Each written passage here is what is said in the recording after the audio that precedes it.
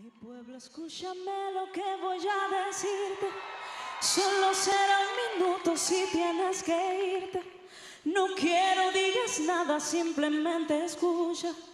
Perdona si en un momento te interrumpa.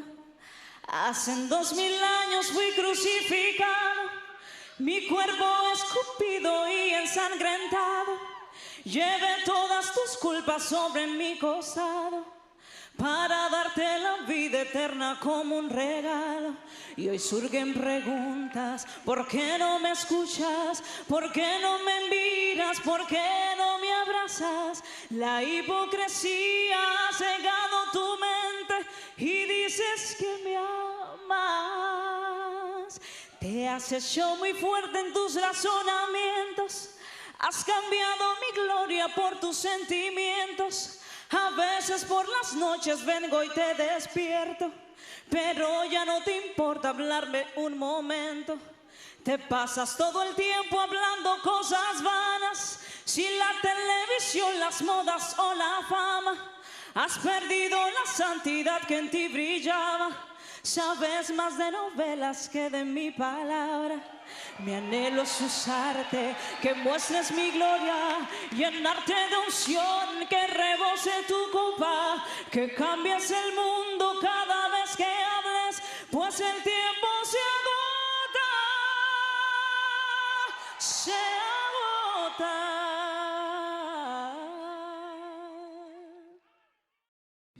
Hermano, hermana, pues que tiene interés de hablar con nosotros un ratito, compartir algo, preguntar, pues que os sentáis plenamente libres de preguntar lo que sea o de venir, y intentaremos con todo el cariño del mundo pues contestaros, compartiros lo que haya, y que sepáis que estamos todos los que formamos parte de esta comunidad, estamos todos pues para serviros, porque esta es la misión que el Señor nos ha encomendado: servirnos los unos a los otros en el amor de Dios. Amén.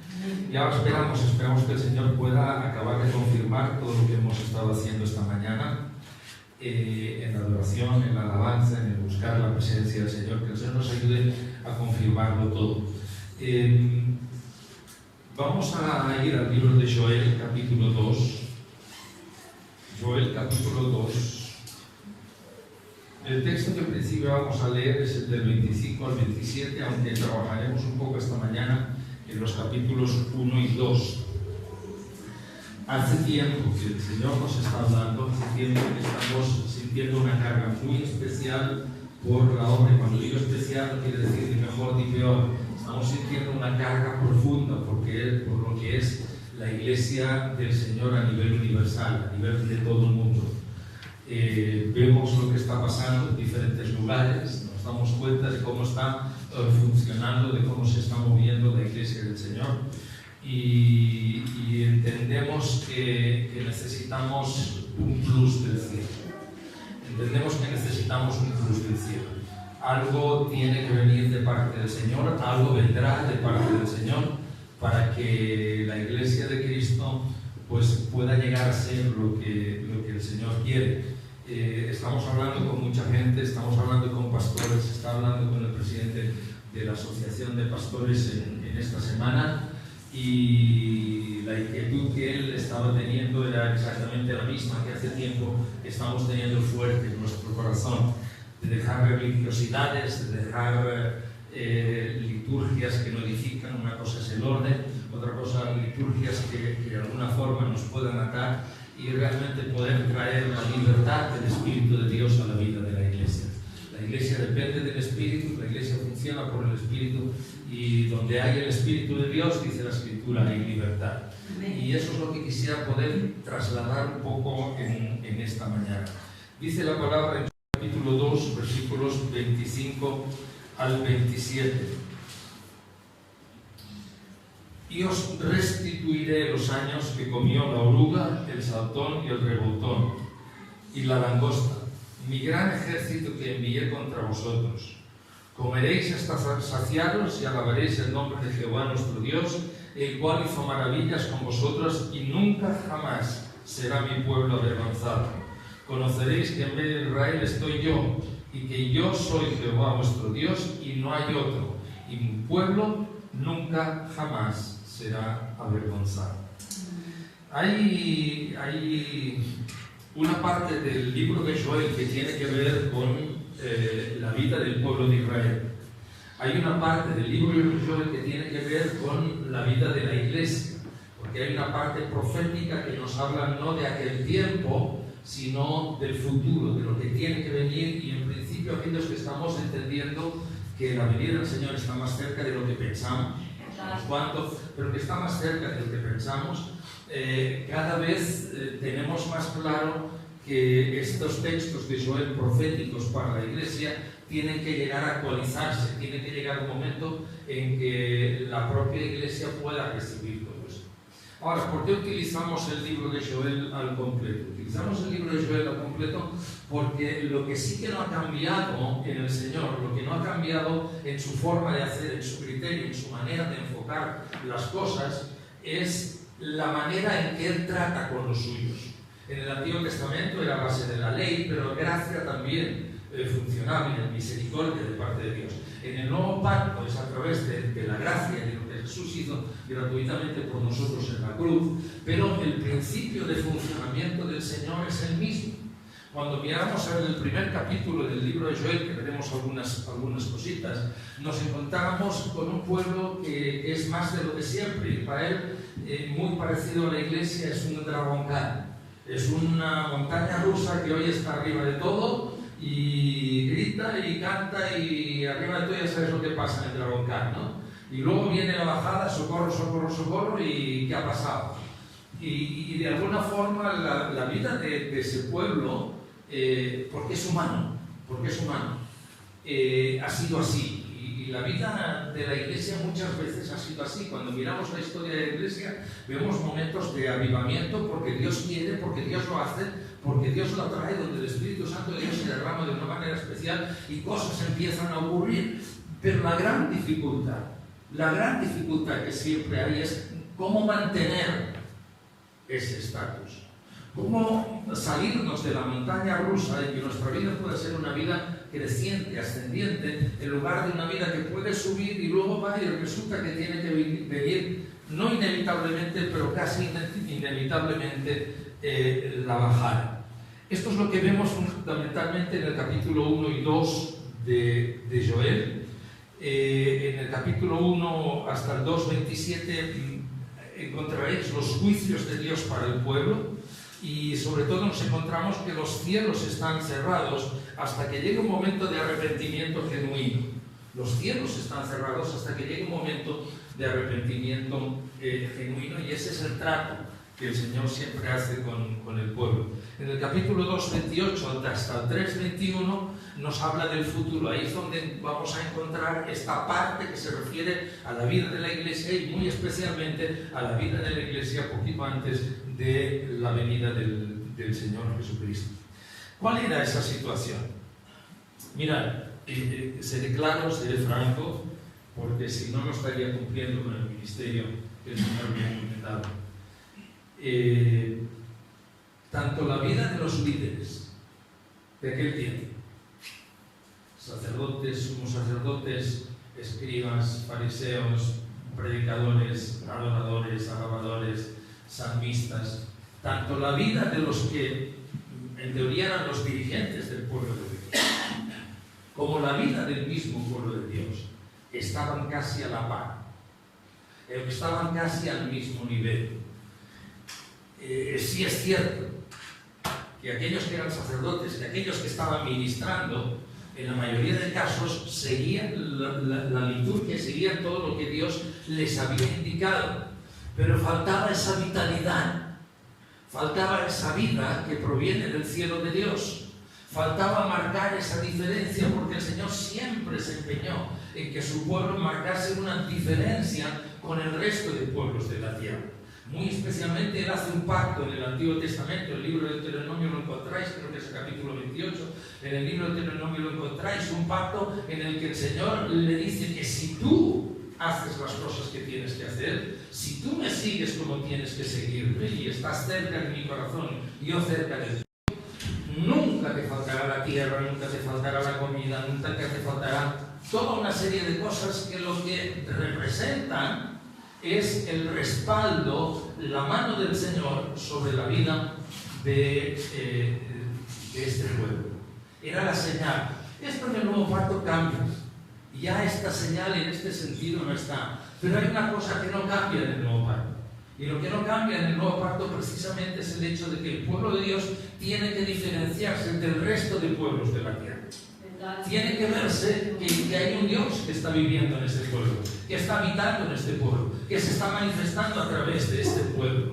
Tiene que marcarse la diferencia para que los demás vean que acepten o no es otra cosa, pero para que los demás vean que allí está el Señor obrando y actuando.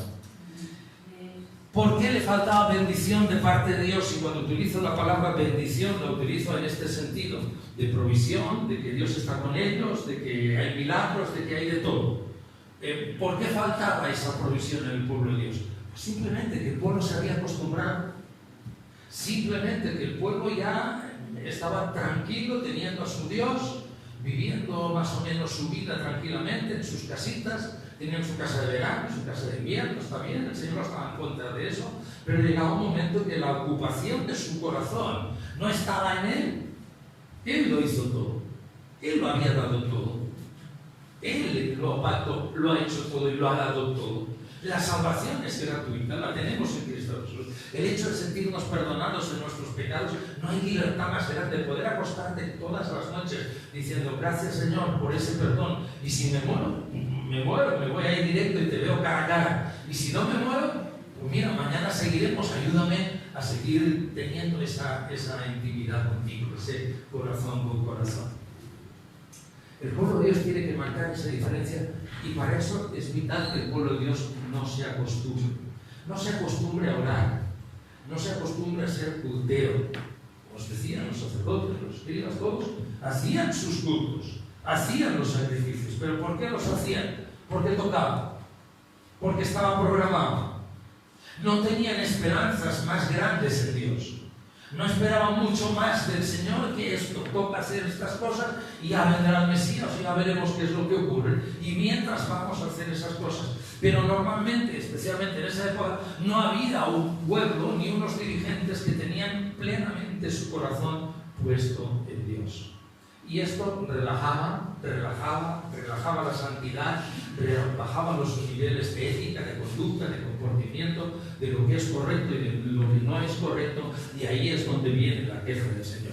Ahí es donde el Señor cierra los cielos como señal evidente de que yo ahora no os estoy respaldando, intentando que la mirada de ellos se vuelva hacia el Señor y no hacia las cosas que tienen, y las tienen porque Dios se las ha dado. Todo lo creado lo tenemos para que nosotros lo disfrutemos. El problema, ¿dónde está? El problema es cuando lo que Dios nos ha dado no lo disfrutamos, sino que le sustituye a Él. Cuando nuestro interés está por todo lo demás. Es muy fuerte cuando la palabra de Dios, el Evangelio dice: cualquiera que quiera padre, madre, mujer, hijos, esposo, no es digno de mí. ¿Y qué está hablando Dios? Que todo eso no vale. No está hablando de eso. Está hablando que por encima de cualquier otra cosa está Él. Y el corazón de ese pueblo redimido tiene que estar puesto en Él. Si no, los cielos de alguna forma son cerrados y la bendición no viene. Hermanos, somos pueblo de Dios. Y debe haber una diferencia entre lo que son los que no son pueblo de Dios y los que son pueblo de Dios. En bendiciones personales, en vida espiritual. En bendiciones personales y en vida espiritual. En reconocer día a día que tenemos reto tras reto y vemos la mano del Señor actuando y escuchamos la voz del Señor indicándonos cómo hemos de andar y qué hemos de hacer. En vida del Espíritu en cada uno de nosotros, de manera que nosotros no se produzcan esos dragoncanes de sub y baja, sino que realmente nosotros podamos ir subiendo y subiendo la escalera de manera que podamos reconocer: ya no estamos cerca de Egipto, ya cruzamos el Mar Rojo, ya pasamos las aguas de Mara, ya estamos cerca de la tierra prometida, que podamos ir reconociendo todo lo que hemos dejado atrás y que hemos estado avanzando, y no estamos en aquella etapa del pueblo de Israel en que dieron vueltas y vueltas por 40 años en el desierto, precisamente por más de lo mismo. Israel ni tenía bendiciones, ni tenía vida, y estaban bajo la opresión de un enemigo importante. Eran las langostas. Las langostas, una enorme plaga de langostas que el Señor envió. Dice Joel capítulo 2, el verso 25, yo restituiré los años que comió la oruga, el saltón, el rebotón y la langosta, mi gran ejército.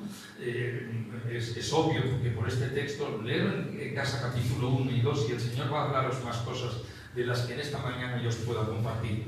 Pero veréis ahí que había un gran ejército de estas langostas que invadieron, se comieron las cosechas, se comieron la tierra, lo comieron todo. Era como gente a caballo, igual que describe el libro de Apocalipsis. Si miráis una langosta se parece un poco, ¿no?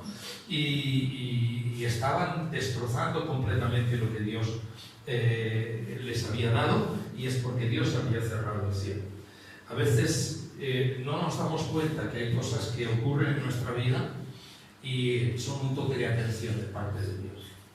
No nos damos cuenta que hay langostas por ahí que se nos están comiendo lo que es nuestro, lo que nos corresponde, y a veces pensamos, y ahí necesitamos mucho discernimiento, muchas veces pensamos, oh, el diablo me está atacando, el diablo está haciendo, muchas veces el diablo está atacando, pero hay muchísimas veces que no tiene que ver con el diablo. Ese texto, verso 25, dice muy claramente, mi gran ejército que yo envié, Mira, el pueblo que anda con el Señor, el diablo tiene muchas dificultades para tocarlo. El pueblo que camina con Dios, el diablo tiene muchas dificultades para tocarlo. Vendrá, intentará tentar, intentará traer cosas para desviarlo, pero el diablo tiene muchísimas más dificultades de las que pensamos para tocarlo. Si el pueblo camina con el Señor, al contrario, quien tiene que temer al pueblo de Dios, el pueblo que camina como tiene que caminar, es precisamente el enemigo. Los demonios, toda esta hueste de demonios que están allí y que un día serán echados todos al lado que arde con fuego y azufre, ¿sí? Esa hueste de demonios tiene que temer a la iglesia, tiene que temer al creyente, al que es hijo de Dios, porque el Señor está con él. Eso era un ejército que Dios ha enviado, eso eran señales que Dios había enviado para llamar la atención del pueblo de Dios, para que el pueblo de Dios se volviese y le dijese, ¿qué pasa? ¿Qué pasa, Señor? Para que los sacerdotes hiciesen lo que tienen que hacer y le dijesen, ¿qué pasa? Si tu promesa es de bendición para nosotros, si tu promesa es de estabilidad para nosotros, si tu promesa es que nosotros vamos a ser bendición a otros pueblos, ¿cómo vamos a bendecir con lo que está ocurriendo cuando estamos perdiéndolo todo? ¿Qué pasa? Porque ya en Egipto ocurrió así. Ninguna de las plagas que tocó a los egipcios tocó al pueblo de Dios. Ninguna. Y estaban entre medio. Ahí no hacía falta decir qué pasa. Hace falta cuando ya somos lo que hemos de ser y las cosas no están funcionando como nosotros quisiéramos que funcionen. ¿Cuál es la solución que Dios propone? Tantas veces lo habremos leído, ¿verdad? La solución, hermanos, involucra a todo el pueblo. Y cuando hablo del pueblo, hablo de los sacerdotes, hablo de los pastores, hablo de los líderes, hablo de los que no son líderes, hablo de los que están en la comunidad sirviendo y siguiendo de otras formas. La solución implica a todo el pueblo, porque es todo el pueblo el que tiene que reaccionar para con Dios. Él ha venido a buscar un pueblo celoso de Él. Y Él arrebatará una iglesia limpia, santa, pura, sin mancha ni arruga, y la vestirá de lino fino. Arrebatará toda una comunidad entera, ¿no? Una iglesia local, toda una gran cantidad de personas que serán salvas en aquel día que venga el arrebatamiento del Señor. Él viene a por su iglesia, Él ha pensado en una iglesia, no en una persona individual. Y la iglesia somos todos. Todos, los que ministramos como pastores, los que ministramos en algún servicio y los que de alguna forma formamos parte de la iglesia del Señor, y hasta ahora, pues quizá no hemos tenido la oportunidad, no es el momento del Señor de servir. Involucraba a todo el pueblo de Dios y lo involucraba de una manera muy clara en lo que había que hacer. El corazón estaba duro, el corazón estaba insensible. Y había que lograr que ese corazón se hiciese añicos. No añicos en el sentido de roto, como cuando las cosas del mundo rompen el corazón de la gente. Porque eso es desánimo, eso es destrucción, eso quita la vida. Sino roto, quebrantado delante del Señor, para que realmente el Señor pueda hacer que ese corazón que es insensible vuelva a recuperar su sensibilidad. Mirad el versículo 1:13. Capítulo 1, verso 13. Dice: ceñiros y lamentad, sacerdotes, pastores, gemid, ministros del altar, venid, dormid en cilicio, ministros de mi Dios, porque quitada es de la casa de vuestro Dios la ofrenda y la libación. Empieza por arriba, empieza por mí, empieza por nosotros, empieza por todos los hombres de Dios que estamos siendo llamados de parte del Señor para estar delante de las congregaciones, porque así el Señor lo ha querido nada más. Y nos dice que tiene que haber una situación de cilicio, de humillación, de salir de la rutina, de que no somos máquinas de hacer cultos, que no podemos ser máquinas de fabricar cultos y de solucionar los problemas de la gente, que hemos de ser ministros del Señor, que servimos aquello que Dios nos da y lo transmitimos a la comunidad de acuerdo como el Señor nos lo ha dado. Amén. Para hacer culto tras culto, os recomiendo meteros en internet, veis un vídeo tras de otro y ya está, ya tenéis culto tras culto. Pero este no es el plan de Dios, este no es el propósito del Señor.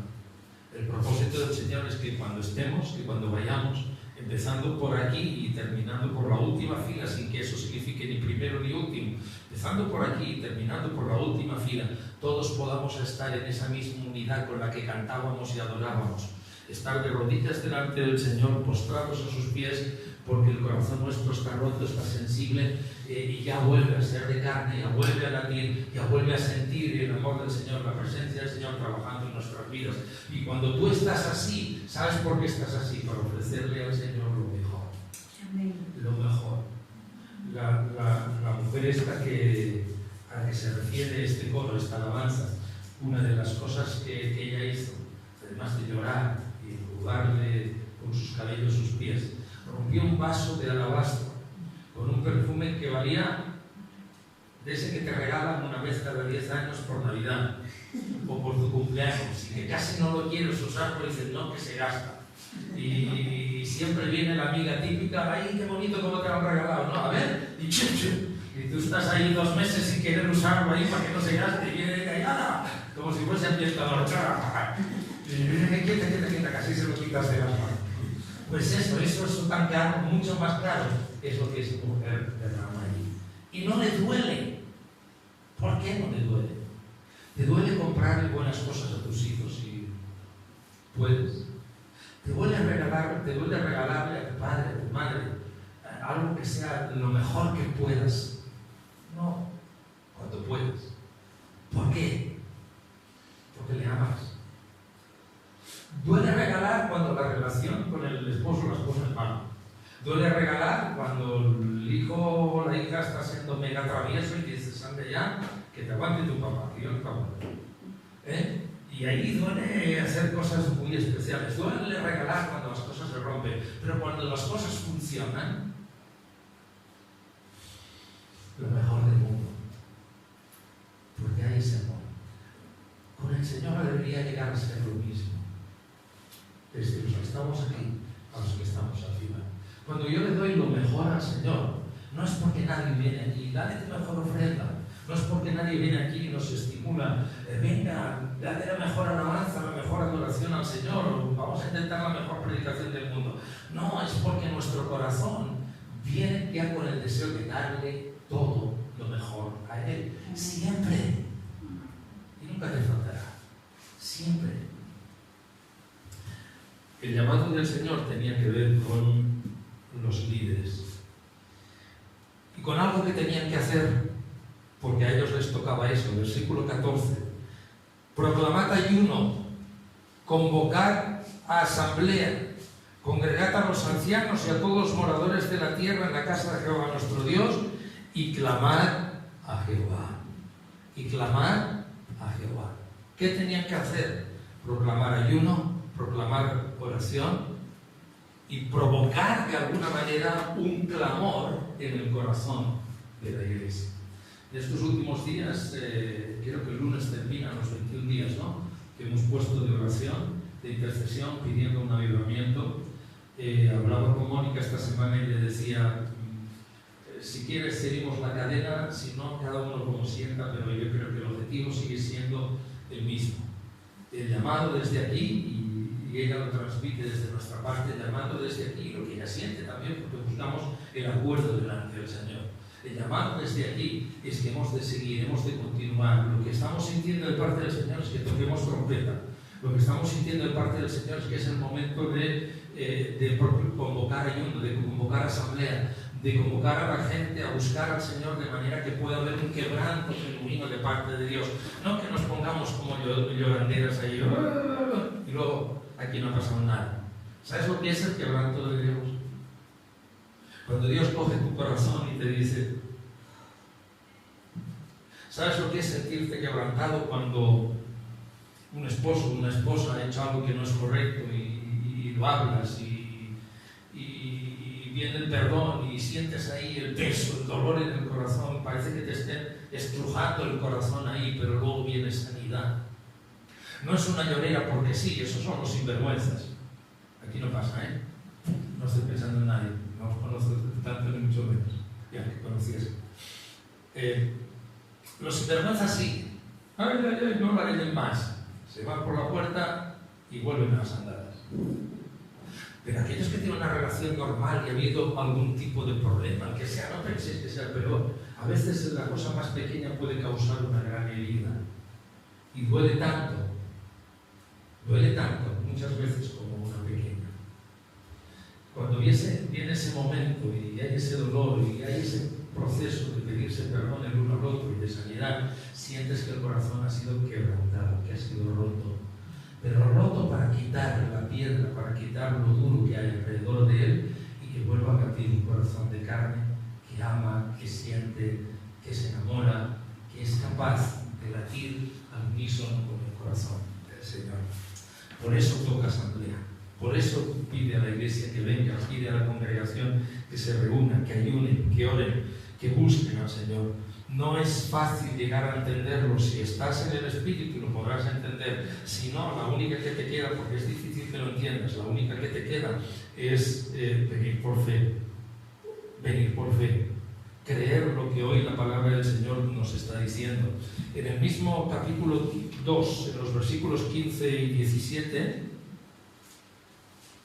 nos completa este llamado, porque el Señor sigue diciendo el porqué y la causa, que os he explicado por encima, pero luego completa este llamado. Capítulo 2, versículos 15 al 17. Vuelve a decir, tocad trompeta en Sion, proclamad ayuno, convocad asamblea, reunid al pueblo, santificad la reunión, juntad a los ancianos, congregad a los niños y a los que maman, hasta estos. Salga de su cámara el novio, el que está recién casado, y de su tálamo la novia. Entre la entrada y el altar lloren los sacerdotes ministros de Jehová y digan, perdona, oh Jehová, a tu pueblo, y no entregues al oprobio tu heredad, para que las naciones se enseñoreen de ella. ¿Por qué han de decir entre los pueblos, ¿dónde está su Dios? Este es el clamor que el Espíritu Santo va trayendo al corazón de esos sacerdotes, de esos pastores, de estos que están haciendo un llamado a la congregación, al arrepentimiento, claro. Y hay un aspecto que es de tremenda importancia, tremenda vitalidad. ¿Por qué han de decir las naciones dónde está su Dios? Las naciones pueden apreciar o no al pueblo de Israel. Cuando miramos la historia del pueblo de Dios en el Antiguo Pacto, una de las cosas que vemos es que cuando Dios está en medio de Israel, está obrando en medio de Israel, las demás naciones lo reconocen. Cuidado, porque Dios está con ellos. Con todo eso, muchos no lo aceptan y asumen el desafío, pero vamos a intentarlo, y sacan todos sus dioses y todas sus imágenes y todas sus estatuas. Vamos a intentarlo. Pero ahí está, el Señor no entrega a vergüenza a su pueblo. Ahí está el poder y la presencia de Dios derribando a estas naciones, derribando a estas imágenes, a estos dioses para que el mundo entero tenga claro que hay un solo Dios. Y el clamor de estos sacerdotes, de estos pastores, de estos señores, ¿por qué han de decir los sacerdotes dónde está su Dios? ¿Por qué ha de decir la gente dónde están los milagros? ¿Dónde está el respaldo de parte de Dios? Si somos pueblo de Dios, tiene que haber una diferencia. Hay que poder marcar esa diferencia. Pero eso no viene simplemente con decirle al Señor, oye, ¿por qué han de decirlo? No se trata de provocar a Dios a celos. No se trata de pincharle a Dios y decirle, venga, lo voy a pinchar por ahí, ya verás cómo reacciona, como si se tratase de cualquier situación humana en la que te digas, lo voy a pinchar un poquito, no sé si os ha pasado, y verás cómo ahora reacciona, cómo es hábito. Pinchas un poquito, ¡pum!, por su punto, y algo ocurre ahí, ¿no? Dios no reacciona así. Es producto de un corazón que se está dando cuenta de esa realidad que estamos exponiendo. Y ahí, del profundo del corazón, sale ese clamor: Dios, Dios, Dios, Dios. Esto no es lo que queremos. En los versículos del capítulo 2, 12 al 14, nos habla de una necesidad de conversión genuina. ¿Quién sabe si volverá y se arrepentirá y dejará bendición tras él? Esto es ofrenda y libación para Jehová nuestro Dios. Perdón, salté directo al 14, versículo 12. Por eso pues ahora dice Jehová, convertíos a mí con todo vuestro corazón, con ayuno, lloro y lamento. Rasgad vuestro corazón y no vuestros vestidos. Convertíos a Jehová vuestro Dios, porque misericordioso y clemente, tardo para la ira y grande misericordia, y que se duele del castigo. ¿Quién sabe si se volverá, se arrepentirá y dejará bendición tras él? Esto es ofrenda y libación para Jehová nuestro Dios. El Señor pide como solución, o el Señor les enseña como solución, una bendición genuina. Procede de un arrepentimiento, de una conversión genuina.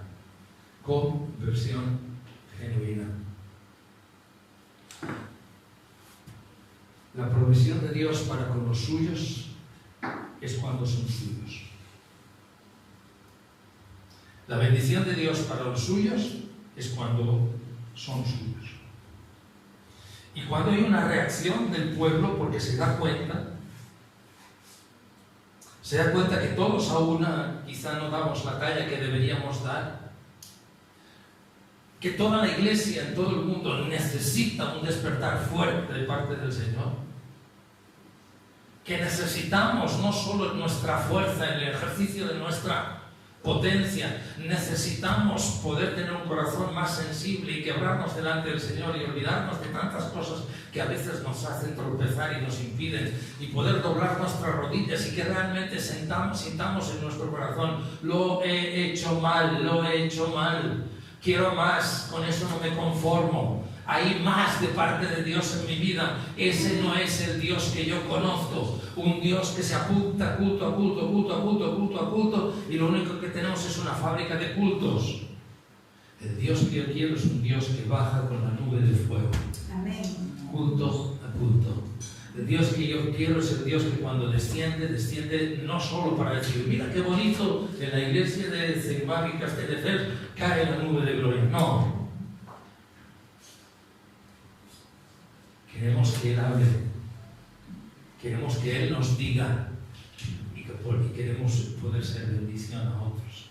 Y que no solo se hace en Ceimar y Castelldefels, sino todas las demás comunidades de Castelldefels, y todas las comunidades de Cataluña, y todas las comunidades de España, y todas las comunidades del mundo, que puedan entrar en ese sentido, que los cielos se puedan abrir, que el cielo no sea de bronce, y las oraciones reboten y reboten y reboten y reboten, y vamos clamando y clamando y clamando, y muchas veces las oraciones rebotan y rebotan y rebotan. Hay mucho más de parte del Señor y no podemos conformarnos con esto. Yo no me conformo con esto. ¿Sabéis qué pasa? Que nos despistan ciertas gotitas que caen,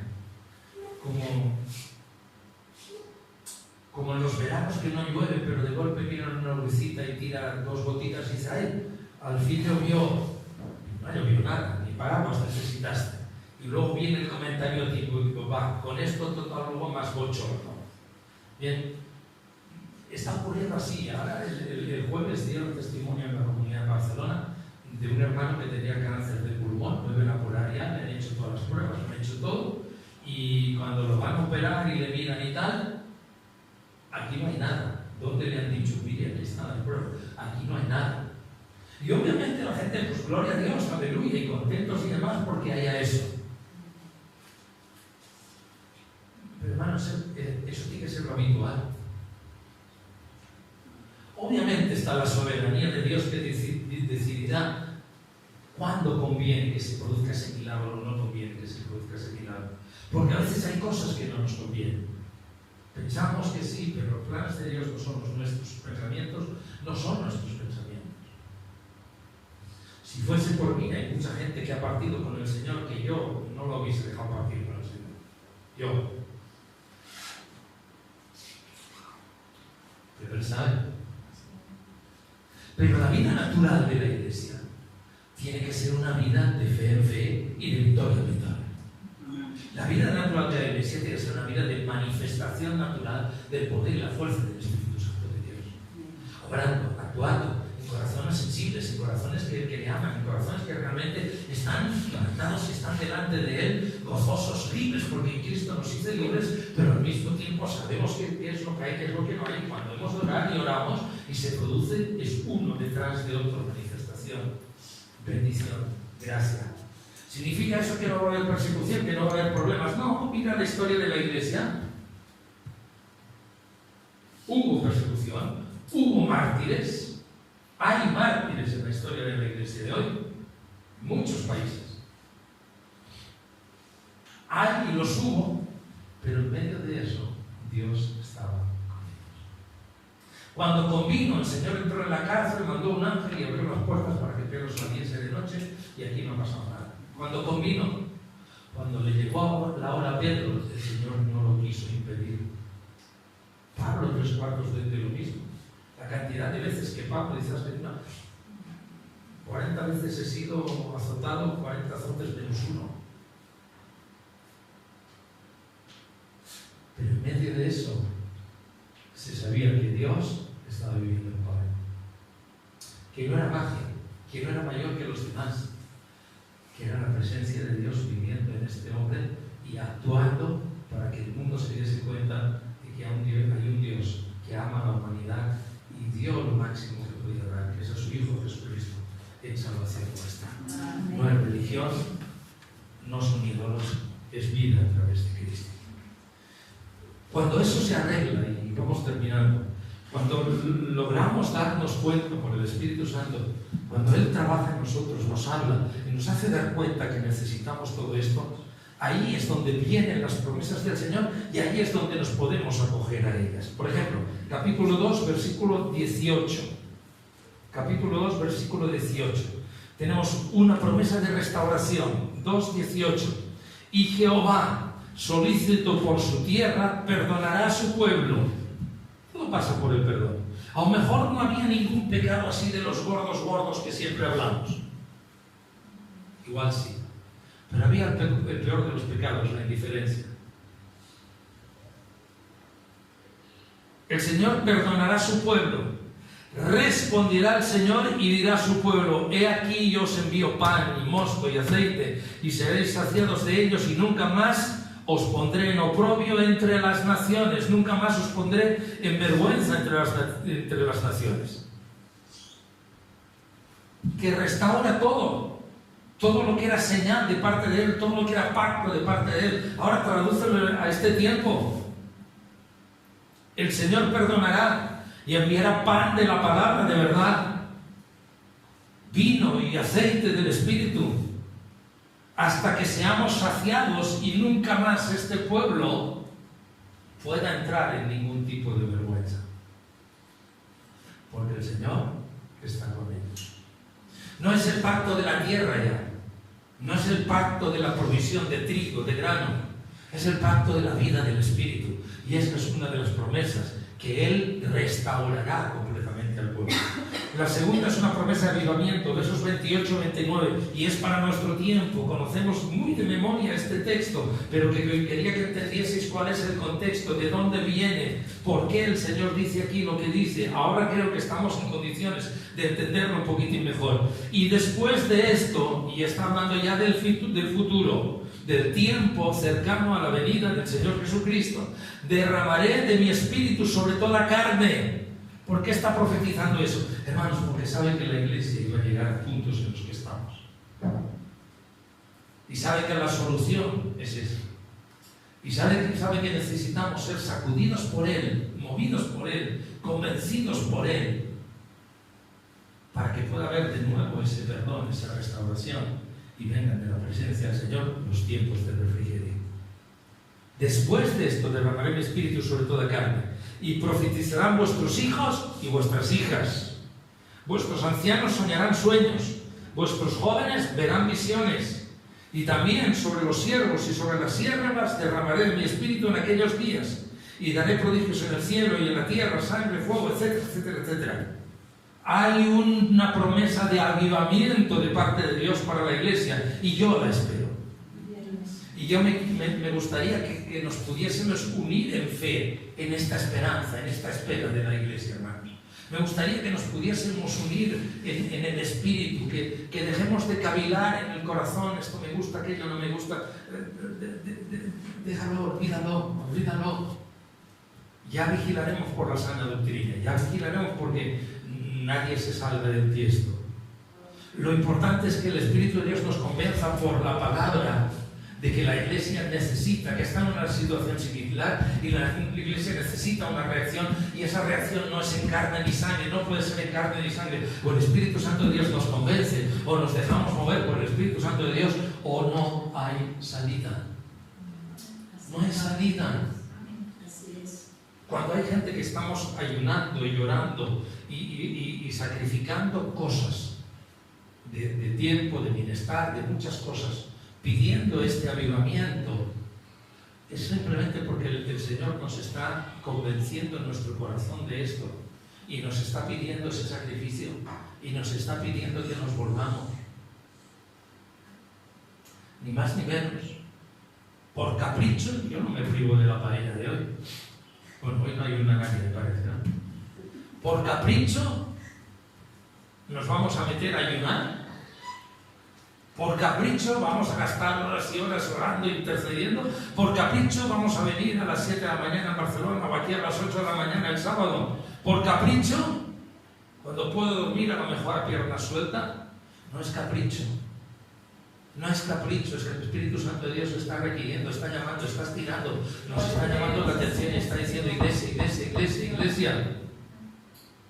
Que el cielo está cerrado, que caen gotitas y os estáis confundiendo, que el cielo está cerrado y queremos que caiga lluvia, lluvia en abundancia, lluvia en la que refresca la tierra, de la que de verdad hace germinar el grano, o hace que el grano se llene y pueda dar el fruto. Y una promesa de salvación amplia. Eso nunca falta en las promesas de Dios. Verso 32. Y todo aquel que invocar el nombre de Jehová será salvo, porque en el monte de Sión y en Jerusalén habrá salvación, como ha dicho Jehová, y entre el remanente al cual él habrá llamado. Todo aquel que invoque el nombre del Señor será salvo. No dice el que vuelva a hacer sacrificios. No dice el que vaya a los cultos. Hay que ir a los cultos para escuchar el mensaje. Creo que me entendéis, ¿no? Ahora espero no encontrarme solo el domingo que viene, ¿vale? No somos fabricantes de cultos. No es cuestión de, venga, que el pastor vaya a unos sacrificios, que el sacerdote vaya y haga unos sacrificios al Señor ahí. No es esta la cuestión. La promesa del Señor es que no harán falta mediadores entre Dios y los hombres más que el Señor Jesucristo. La promesa del Señor para salvación es muy simple, es muy simple. Tus obras buenas simplemente son la consecuencia de lo que tú eres. Nadie puede imitar a Messi. ¿Por qué? Porque esa es su esencia. No hablo que sea mejor ni peor, hablo de su calidad artística. Nadie le puede imitar. Y si tú intentas hacerlo, no te va a salir. Sí le darás al balón, probablemente, pero nunca va a ser como Messi, porque esa es una característica que tiene Él. La salvación es un regalo que Dios nos da, en el que no necesitamos ni ser Messi, ni hacer buenas obras. Las buenas obras son consecuencia de lo que soy, ¿vale? Lo único que necesitamos es reconocer a Jesús como Salvador y que Él nos salve. Y sabes, eso duele mucho al orgullo humano. Que venga un Dios todopoderoso y soberano y que te diga, la salvación la tienes gratis. Vale, pero ¿y qué tengo que hacer para salvarme? Nada, solo creer. Bueno, habrá letra pequeña por ahí, seguro. ¿Qué tengo que hacer? Nada. No. ¿Cuánto doy? ¿A mí me tiene que costar algo? No. Él pagó el convite. Él pagó la cena. Él se siente ofendido cuando tú le dices, ¿qué aporto? ¿Qué pago? Nada. Yo invito, yo te regalo eso. La salvación es un regalo de Dios, por eso las religiones han hecho tanto daño, añadiendo obras y obras y obras, perdón, y con eso están negando al Señor Jesucristo.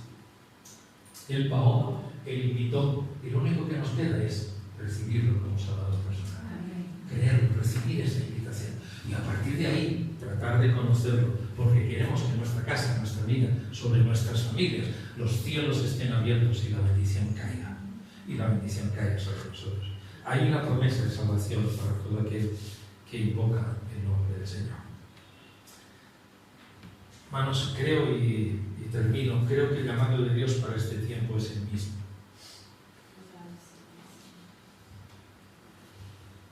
Parece que a veces el cielo está de bronce y la oración no pasa. Parece que las nubes se despejan, pero no acabamos de ver el sol como lo deberíamos ver.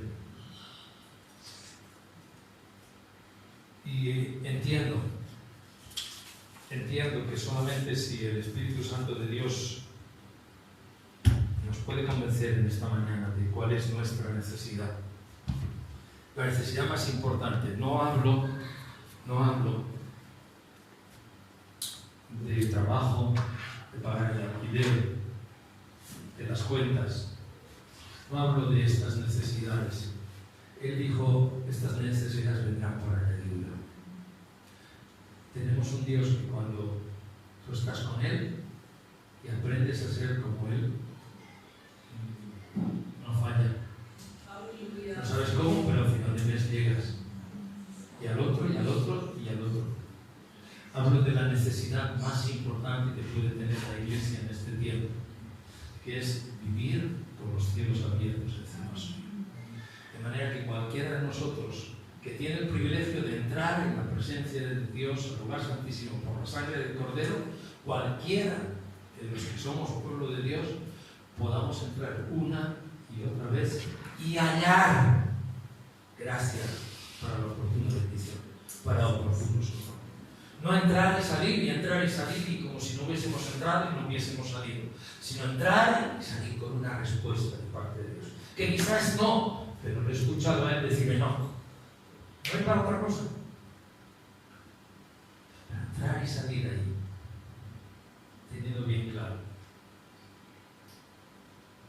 que Él habla, que quiere abrir los cielos sobre tu vida, sobre mi vida, sobre nuestra casa, y que la única salida es un derramamiento poderoso del Espíritu Santo en este tiempo. ¿Amén? Yo creo que esta mañana es tiempo de oración libre. Yo creo que esta mañana cada uno de nosotros, todos tres, los que sintáis o como los sintáis, vamos a tener tiempo de clamor al Señor. Si sentís ese clamor al Señor, que no oréis, que oremos 5 minutos, que oremos lo que podamos y sintamos, pero que no oremos oraciones que sabemos. Que dejemos que el Señor tome nuestra lengua, nuestra boca, que su Espíritu Santo ponga palabras en nuestra boca, porque el Espíritu intercede por nosotros, con gemidos indecibles, pero también con gemidos bien comprensibles.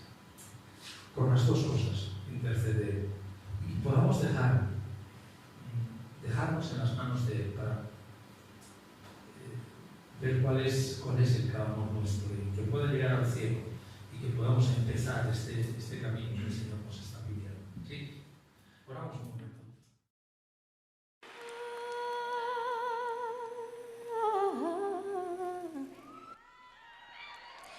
Mi pueblo, escúchame lo que voy a decirte. Solo será un minuto si tienes que irte. No quiero digas nada, simplemente escucha. Perdona si en un momento te interrumpa. Hace 2000 años fui crucificado, mi cuerpo escupido y ensangrentado. Llevé todas tus culpas sobre mi costado para darte la vida eterna como un regalo. Y hoy surgen preguntas: ¿por qué no me escuchas? ¿Por qué no me miras? ¿Por qué no me abrazas? La hipocresía ha cegado tu mente y dices que me amas. Te has hecho muy fuerte en tus razonamientos, has cambiado mi gloria por tus sentimientos. A veces por las noches vengo y te despierto, pero ya no te importa hablarme un momento. Te pasas todo el tiempo hablando cosas vanas, sin la televisión, las modas o la fama. Has perdido la santidad que en ti brillaba. Sabes más de novelas que de mi palabra. Mi anhelo es usarte, que muestres mi gloria, llenarte de unción, que rebose tu copa, que cambies el mundo cada vez que hables, pues el tiempo se agota.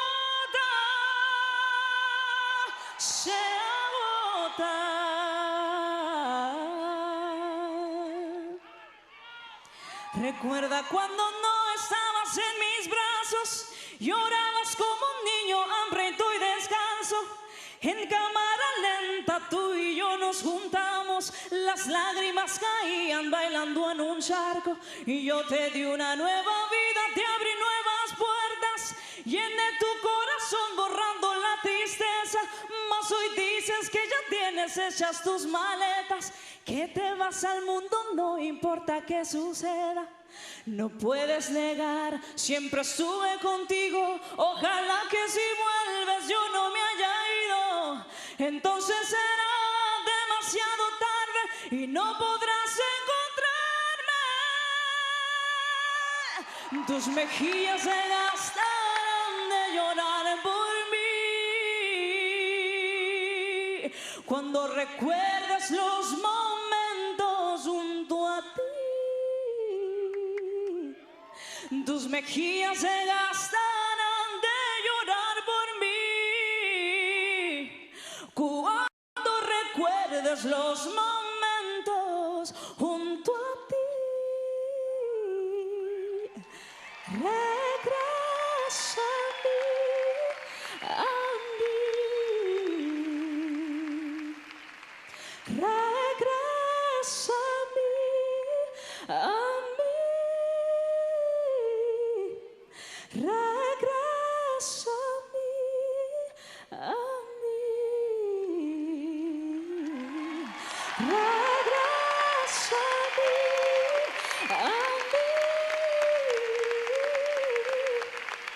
Regresa a mí. Regresa a mí.